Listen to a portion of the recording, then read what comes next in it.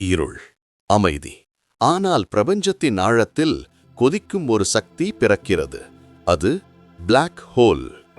ஆனால் black hole எப்படி உருவாகிறது தெரியுமா?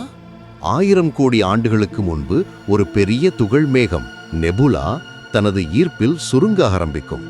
இந்த சுருக்கம் ஒரு நட்சத்திரத்தின் பிறப்பாகிறது. ஆம், எல்லாம் ஒரு சின்ன தூசி மேகத்திலிருந்துதான் ஆரம்பம்.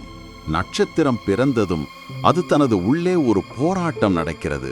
அதன் உள்ளே ஹைட்ரஜன் ஹீலியமாக மாறும் நியூக்ளியர் ஃபியூஷன். இது நட்சத்திரத்தை பிரகாசமாக வைத்திருக்கிறது.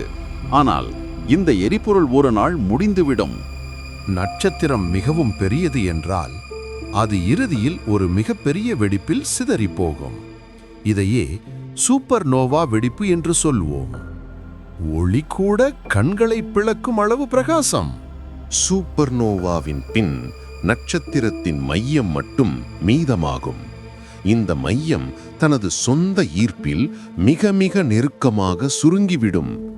சுருங்கி சுருங்கி ஒரு புள்ளியாகிவிடும். அங்கேதான் பிளாக் ஹோல் பிறக்கிறது. இது ஒரு இடமல்ல, இது ஒரு கிராவிட்டி மான்ஸ்டர். பிளாக் ஹோலின் எல்லையை ஈவென்ட் ஹொரைசன் என்று சொல்வார்கள். அதை கடந்த பிறகு ஒளியும் கூட தப்பிக்க முடியாது. பிளாக் ஹோல் அருகில் வரும் பொருள்களை நட்சத்திரம், கற்கள், ஒளி எதையும் இழுத்து கொள்ளும். அது ஒரு பசியின்மை கொண்ட பிரபஞ்சம் மிருகம் போல.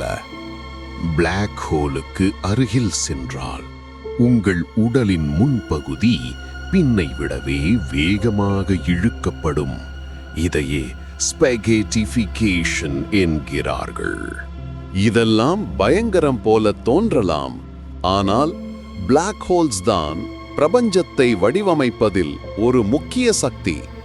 இதுதான் ஒரு பிளாக் ஹோல் எப்படி உருவாகிறது என்பதின் கதை. இதை போல இன்னும் பல சயின்ஸ் கதைகள் வேண்டுமா? Like, share, subscribe.